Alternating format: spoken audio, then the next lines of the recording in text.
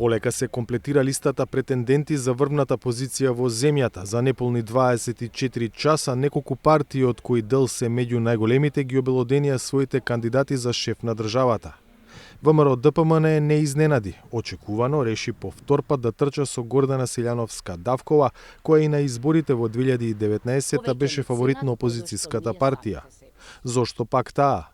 Во агонија се не само граѓаните, туку и сите ние кои сме овде, и мислам дека време е прво за женска димензија во политиката, време е за консензус без оглед на партиска, етничка, верска и друга припадност.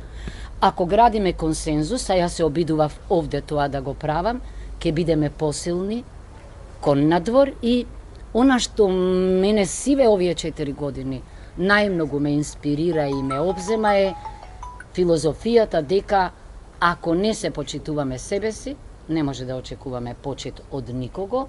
Значи, мислам дека само со само почит ќе дојдеме до почит. Субјективната причина е цел живот предавам компаративно уставно право и компаративен политички систем. Признавам дека овде видов дека тоа што го предавам не функционира во куќата на демократијата. Незината кандидатура веќе поддржана од 30 потписи на пратеници на ВМРО ДПМН, кои денеска стоеа зад неа, треба да биде потврдена и на конвенцијата на партијата на 2 март.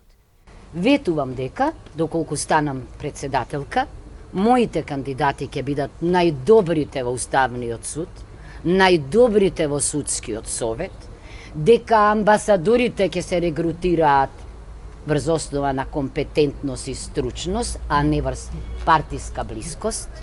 Изборот на владеачката ДУ исто така не е големо изненадување.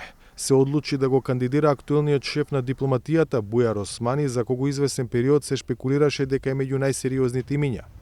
Веста ја објави самиот Али Ахмети, кој во обраќањето Русија ја представи како најголема опасност за земјата и за регионот, и истовремено како една од причините зошто токму Османи е неговиот избор. Бујар си има докажано на домашната и на меѓународната сцена и победи во битката против Русија. Исто така беше дел од нашата екипа за уставните измени, членството во НАТО и почетокот на преговорите за членство со Европската унија. Со Бујар го започнавме најважниот референдум на нашето време и следната битка за да ја добиеме вашата доверба за да го избереме председателот во собрание со двотретинско мнозинство и со Бадентерово мнозинство, за да оствариме нашата визија за консензуален председател. Информациите од владеачкиот СДСМ се дека партискиот врв решил повторно да го кандидира актуелниот шеф на државата Стево Пендаровски. Одлуката треба да биде потврдена и пред партиските тела, а официјалната промоција би била на конвенцијата на почетокот на март. На вчерашниот состанок на раководството, Стево Пендаровски е поддржан за кандидат за председател на државата. Во трката се вклучува и кумановскиот градоначелник Максим Димитриевски, порано дел од структурите на СДСМ, зад кого застана неговата новоформирана партија Знам.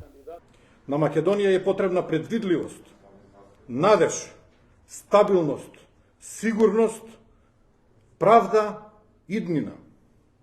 На Македонија е потребен председател кој ще го даде максимумот за неа. На Македонија е потребен Максим Димитриевски.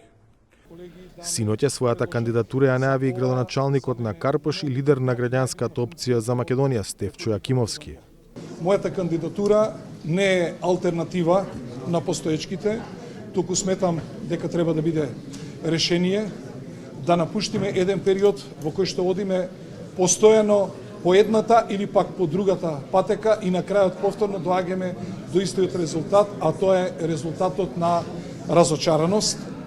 Од претходно своји кандидатури најави и Јарбен Таравари, зад кого застана блокот опозицијски партии на албанците и професорката Билјана Ванковска, која доби поддршката на левица. За Гласот на Америка. Од Скопје, Владимир Мирчевски.